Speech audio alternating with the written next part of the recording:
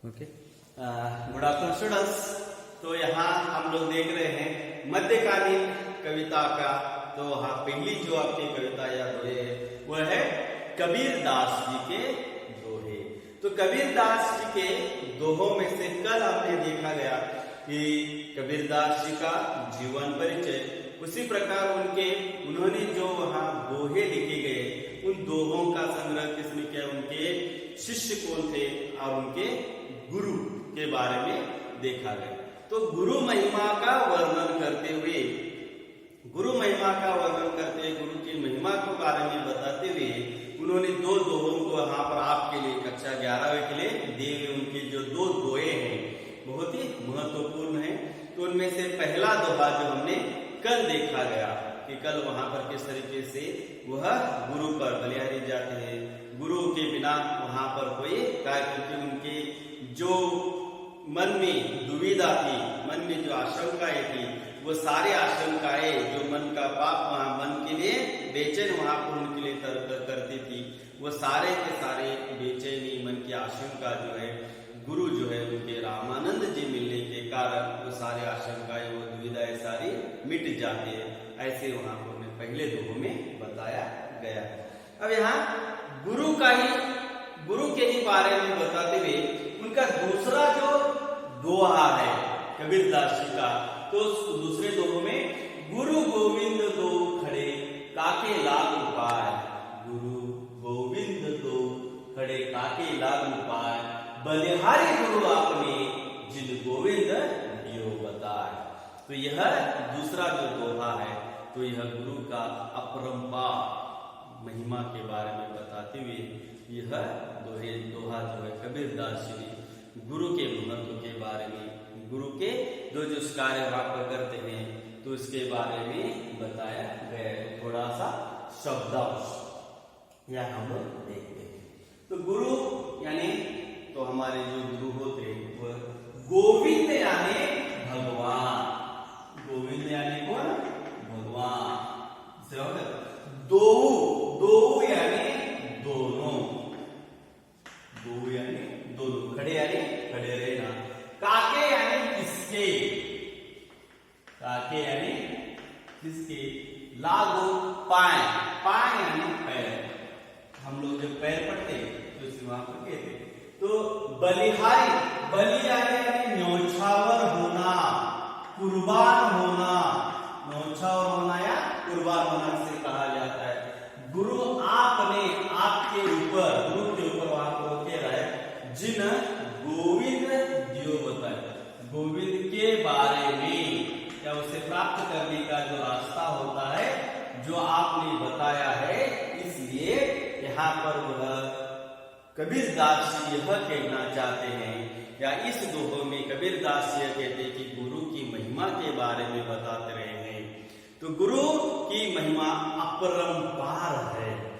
इसे हम लोग किसी भी तरह से उसकी गणना या किसी भी तरह से उसके हम बंधन में वहां पर नहीं डाल सकते, या सीमित रूप से उसे नहीं कहा जा सकता है, क्योंकि उनकी महिमा जो है बहुत ही अपरंपार होती है। तो वह कहते गुरु और गोविंद, गुरु और गोविंद दोनों अगर मेरे सामने खड़े रह गए, गुरु भी मेरे सामने खड़े हैं, भगवान भी मेरे सामने खड़े हैं, तो दोनों को मैं देख रहा हूं। मैं इसमें यहाँ पर दोनों में अगर मुझसे पूछा जाए कि इनमें अंतर क्या है,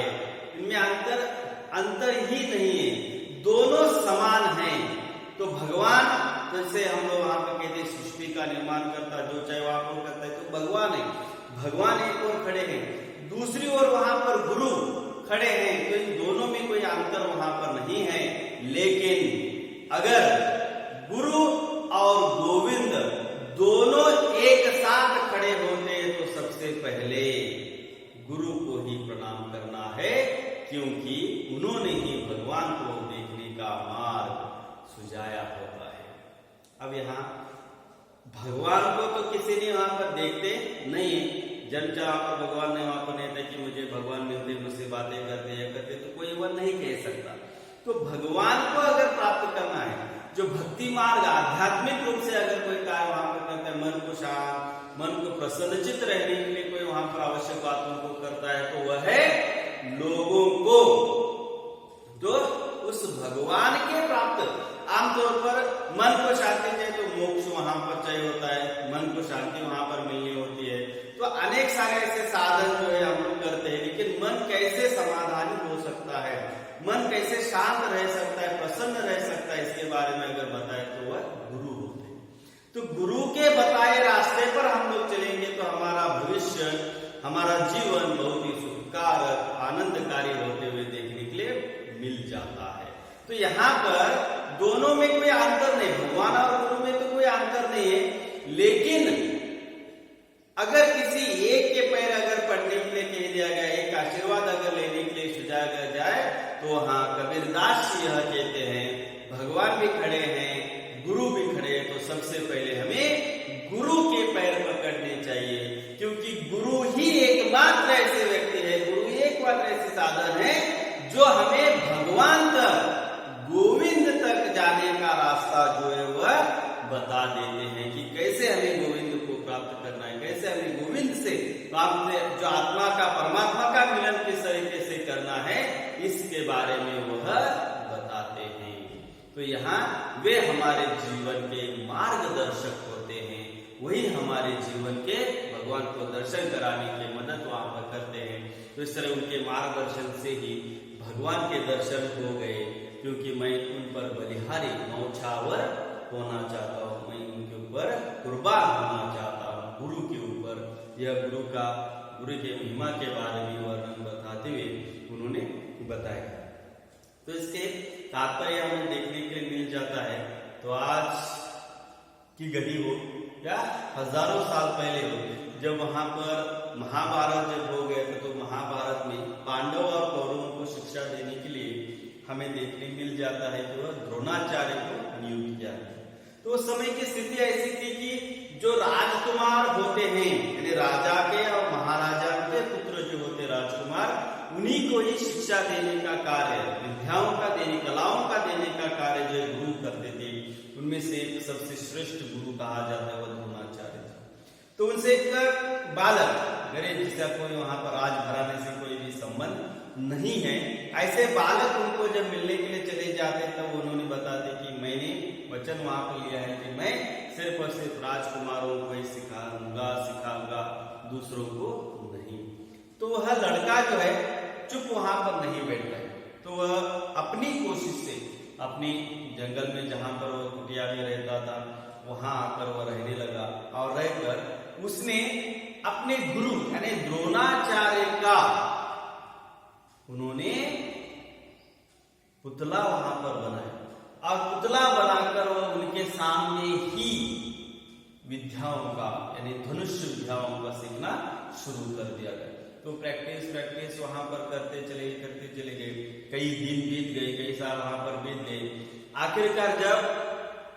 सब लोग वन में विचरण करने के लिए जब आ गए थे, उस समय पर कौरव भी थे, पांडव भी थे, तो उन्होंने जब वहां पर आ रहे थे तो जहां वह युवक रहता था उस थोड़े अंतराल में वह लोग आ गए थे, और आने के पश्चात उन्होंने देखा वैसे आ रहे थे, उनको देखकर एक कुत्ता जो है भौंकने लग गया। अब जब कुत्ता भौंकने लग जाता है तो उसे देखकर अर्जुन हो, ये सब 5 पांडव हो, द्रोणाचार्य हो, तो उनको थोड़ी सी तकलीफ होने लग जाती उनकी ध्वनि से, ध्वनि से।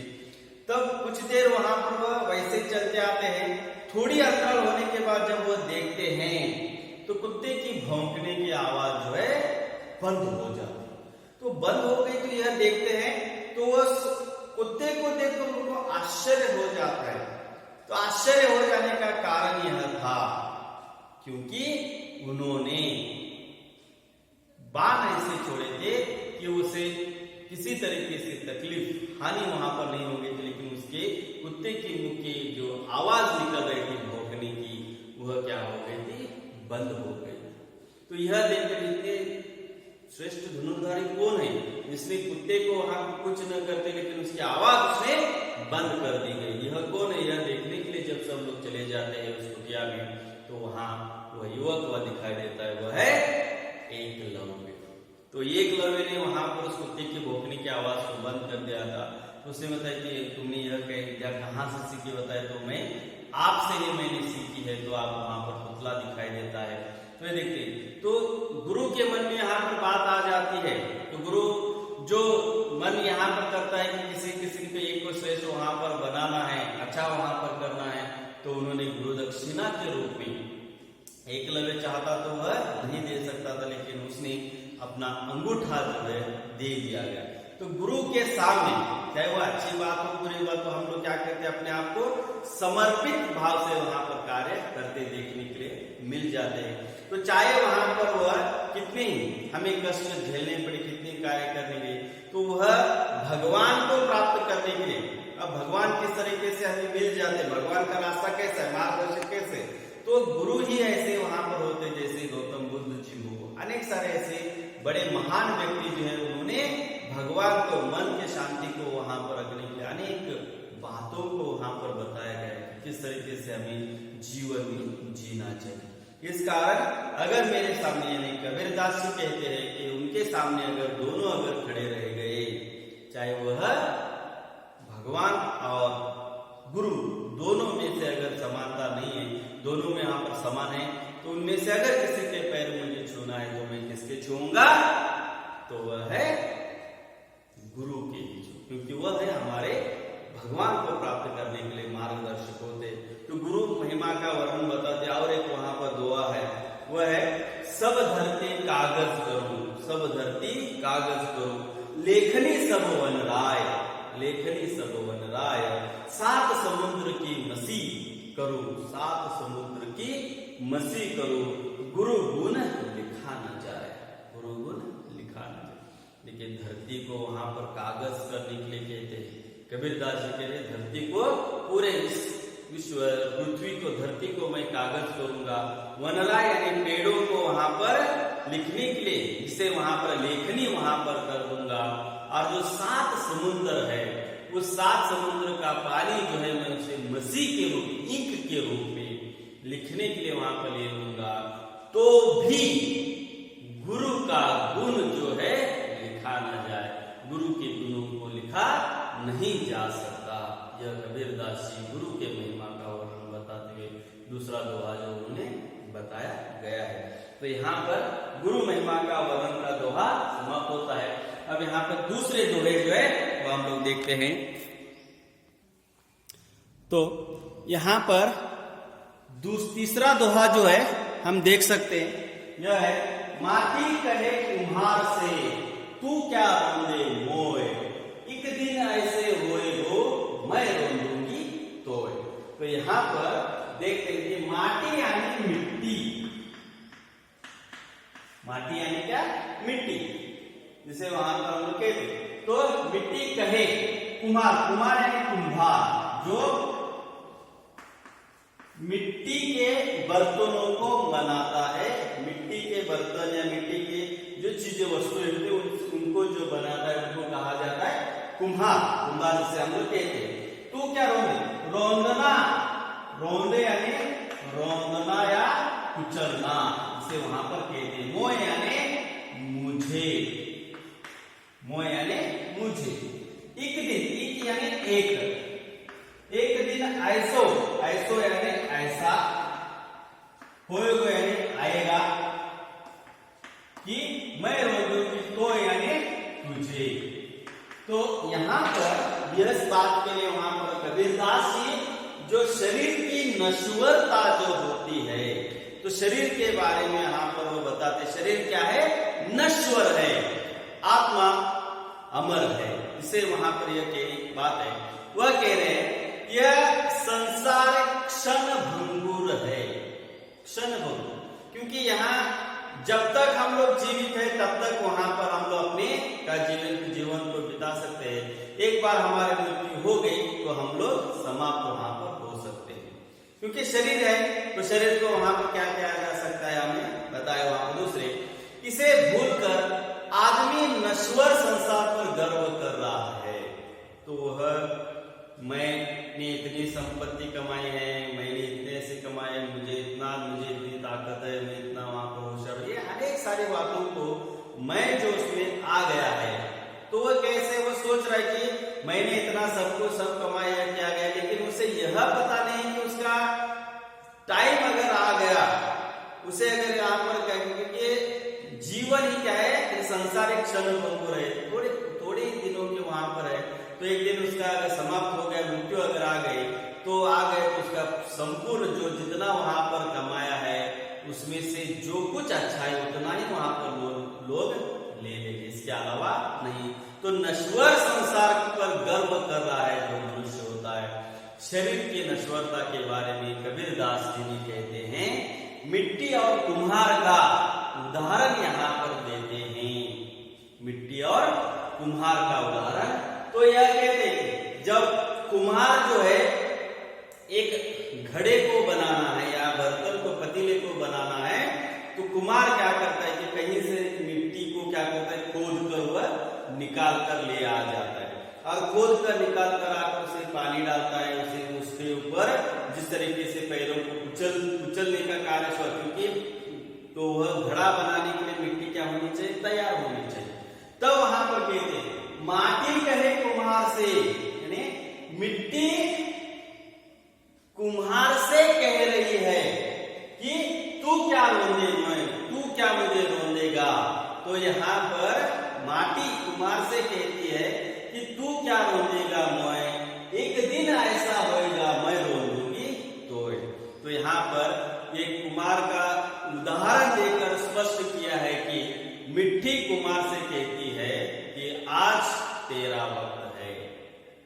आज तुम्हारा समय है, आज तुम्हारा दिन है कि तुम मुझे वहां मिट्टी को वहां पानी डालकर कुचलने का कार्य कर रहे हो, रोने का कार्य कर रहे हो। मैंने तेरा क्या बिगाड़ा है, मैंने तुम्हारा कुछ क्या वहां पर किया है, लेकिन आज तेरा वक्त है, जो करना है तुम वहां पर कर लो, मिट्टी घड़ा सब वहां पर कर लो, लेकिन याद रखना एक दिन ऐसा आएगा, एक दिन या एक समय ऐसा आएगा कि जब तुम मेरे नीचे रहोगे, यानी मिट्टी में जिसे वहां पर डाल दिया जाएगा और मैं तुम्हें दबाते रहूंगा। तो यह एक उदाहरण तौर पर बताया गया है। कुम्हार के बारे में ऐसा नहीं, क्योंकि उसका कार्य है, वो वहां पर कार्य करते रहते हैं। तो यहाँ जीवन की, शरीर की नश्वरता के बारे में बताते हुए कबीरदास जी यह कहना चाहते हैं कि जिसका जन्म हो गया उसकी मृत्यु जो है वो निश्चित है, क्योंकि जीना और मरना यह हमारे संसार का नियम ही है। तो जो मनुष्य, तो जिस तरीके से उसे जीना चाहिए उस तरीके से मनुष्य क्या नहीं कर रहे, नहीं जी रहे। तो मनुष्य अपने आप को बहुत ही गर्वित महसूस कर रहा है, तो उसे जो कुछ भी उसके लिए आवश्यक वस्तुएं उसे मिल रही है, मिलने के कारण वह इस संसार को ही, ये संसार कैसे क्षण भर के लिए वो भूल चुका है, तो अपने ही ऐशो आराम के जीवन में वह बिता रहा है। तो उसे नहीं लगता कि ऐसा इस संसार में ऐसा कोई भी व्यक्ति नहीं है जो अजर अमर है। उसे एक ना एक दिन, चाहे उसे 40 साल में, 50 साल में, 60 साल में, 70 साल में, 80, 90 साल में, एक ना एक दिन उसका क्या हो जाता है, मृत्यु जो वहां पर होती देखने के लिए मिल जाती है। लेकिन जो मनुष्य धर्म है, इंसान क्या होता, भूलता हुआ जा रहा है, अपने गर्व से वहां पर बहुत हो रहा है, घमंड अहंकार उसको छा गया है, क्योंकि उसने जितनी संपत्ति कमाई होती उसके ऊपर अहंकार घमंड उसके मन में आ गया। इस कारण कबीरदास जी माटे और कुम्हार का उदाहरण देते हुए लोगों को बता रहे, समझा रहे कि यह सब वहां पर छोड़ दो, क्योंकि ऐसा नहीं है कि आज अगर आपने मुझसे वहां पर कुछ बुरा कर दिया गया तो कल आपके साथ भी बुरा वहां पर हो जाएगा। जिस तरीके से मिट्टी को वहां पर पैरों के नीचे कुचल कर कुम्हार घड़े को वहां पर बना देता है, लेकिन मिट्टी का यहाँ पर क्या दोष है, तो मिट्टी तो वहां पर कुचलने वहां पर लग गई, लेकिन एक दिन ऐसा आ जाता है कि वही मिट्टी उस कुम्हार को वहां पर मृत्यु होने के बाद में कई धर्मों में वहां पर कहते हैं कि जिसे वहां पर जमीन के अंदर वहां पर उसे दफनाया जाता है। तो यह सारे रीति रिवाज हमें देखने के लिए मिल जाता है। कहीं ना कहीं तो हम लोग क्या करते हैं, संसार के चक्र जो है उसमें घूम फिर कर फिर वहीं आ जाते हैं। इस कारण हमें किसी बात का अहंकार वहां पर नहीं करना चाहिए, क्योंकि ये जीवन नश्वर है। शरीर नश्वर है, क्योंकि शरीर नश्वर है, आत्मा उतना ही अमर है। तो आत्मा जो कहती है अच्छे कार्य करने के लिए, हमेशा दूसरों की मदद करना, सहायता करना, लोगों में हमेशा समानता देखना, इन सारी बातों को हमें क्या करना चाहिए, अपने जीवन में अपनाना चाहिए, कार्य को करना चाहिए। तो इसलिए वहां पर वह तीसरे दोहा में वहां पर माटे और कुम्हार का उदाहरण देते हुए उन्हें बताया गया है। तो नेक्स्ट चौथा दोहा जो हम लोग देखते हैं, ओके, तो यहाँ पर कबीरदास जी वहां पर चौथा दोहा वो बता रहे हैं। तो चौथा दोहा यह है, निंदक नीरे राखे आंगन कुटी छबाय, बिन पानी साबुन बिना निर्मल करे सुभाय। तो यहाँ हाल ही में हमने देखा गया हमारा तीसरा पाठ जो है निंदा रस। तो निंदा रस के बारे में जिस तरीके से उस पाठ में हमने सीखा गया, तो उसी का ही एक दोहा अगर हमें देखने के लिए मिल जाते तो जो कबीरदास जी ने 13वीं 14वीं शताब्दी में वहां पर लिखा गया था, वह है निंदक। निंदक यानी निंदा करने वाले। तो निंदा करने वाले ने नीरे, नीरे यानी पास, नीर नहीं, नीरे पास। तो आंगन यानी हमारा जो आंगन होता है, पास रखने के लिए वहां पर कह रहे हैं। तो आंगन में ही उनका एक छोटा सा घर या झोपड़ी बनाकर रहने के लिए वह कहते हैं, छवा यानी रहना। तो रहने के लिए वह कहा गया है, क्योंकि बिन पानी, बिना पानी और साबुन, बिना निर्मल यानी स्वच्छ, प्योर, उसे वहां पर पवित्र से वहां पर कहा गया है, पवित्र करे सुभाय यानी स्वभाव। तो यहाँ कबीरदास जी यह कहना चाहते हैं कि निंदक नीरे राखे आंगन कुटी छबाय, बिन पानी साबुन बिना निर्मल करे सुभाय यानी स्वभाव। तो संत कबीरदास जी यह कहते हैं कि निंदकों को अपने पास ही, अपने घर के आंगन में एक कुटिया बनाकर रखकर उनके वहां पर रखना चाहिए। आमतौर पर कहा जाता है निंदकों का घर हमेशा पास ही होना चाहिए। निंदकों का घर हमेशा पास होने का कारण यह है क्योंकि जिस प्रकार साबुन, उदाहरण तौर पर वहां पर बताते हैं कि साबुन शरीर को लगाने का साबुन नहीं, कपड़ों को, कपड़े पे लगाने का साबुन जो होता है कौन सा, हाँ व्हील और बहुत सारे हैं, ठीक है, बाद में देखिए कौन सा है। तो कपड़ों को धोने का जो साबुन होता है वह साबुन बिन पानी, तो बिना साबुन, जो पानी जो होता है, पानी में आप रगड़ कर हम लोग क्या करते हैं, साबुन से कपड़ों का जो मैल होता है उस मैल को हम क्या करते हैं, साबुन से निकाल देते हैं, साबुन से अलग वहां पर किया जा सकता है। तो साबुन मैले कपड़ों को धोता है, उसी प्रकार साबुन श्रेय पानी के मैले यहाँ पर बिना ही निंदकों ने हमारे स्वभाव को निर्मल करता है। तो साबुन जिस तरीके से कपड़े वहां पर, गंदे कपड़े को स्वच्छ सुंदर वहां पर बना देता है, उसी तरह यहाँ पर साबुन श्रेय बिन पानी जो निंदक होते हैं वो हमेशा हमारे जिस तरीके से निंदा करते रहते हैं,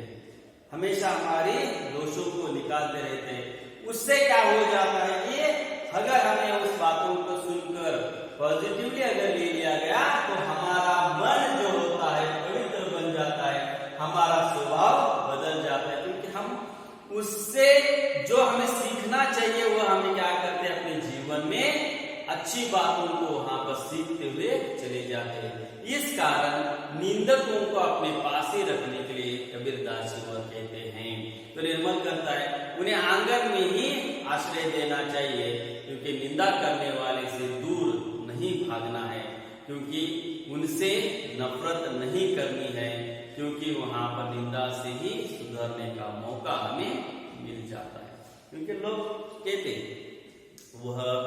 आमतौर पर एक ही गुण लीजिए, तो हमारे आसपास पड़ोस में रहने वाले हमारे जो पड़ोसी होते हैं, हम लोग अपने घर में रहते हैं, तो पड़ोसी वाले हमें कहते हैं कि वह लड़का XYZ, वह लड़का बहुत ही झूठ बोलता है, वह निंदा हमारी करते हैं, झूठी करता है, ऐसे वहां पर करता है। तो उनसे हमारे मन की बातें हम लोग जो है तो वहां वहां पर उनसे कहते कि अरे ये झूठ बोलते हैं, तो हम तो नहीं होते, लेकिन हमें वह बातें सुनकर हम जो है झूठ का अगर त्याग कर देंगे, झूठ बोलना अगर बंद कर देंगे, तो हमारा जीवन क्या हो गया, पवित्र निर्मल हो गया। हमारा स्वभाव हमें ऑटोमेटिकली निर्मल हो जाता है, क्योंकि उनकी बातों से हमारा मन अगर पवित्र होता है, तो हमें वहां पर निंदकों को क्या करना चाहिए, घर के सामने ही उनको रखना चाहिए। तो इस तरीके से निंदक जो है उनसे नफरत नहीं करनी चाहिए, न उसे वहां पर उनसे किसी तरह से बुरा बर्ताव वहां पर करना चाहिए, क्योंकि ऑलरेडी हमने देखा गया कि पाठ में किस तरीके से वह अपने आप को दंड देते देखने के लिए मिल जाते। इस कारण निंदकों को बातें हमेशा सुनकर हमारे भलाई के लिए कौन से अच्छी बातें हैं, कौन से स्वभाव में हमें बदल करना चाहिए, यह उनसे हमें सीखना चाहिए। उन्हीं के अनुसार हमारा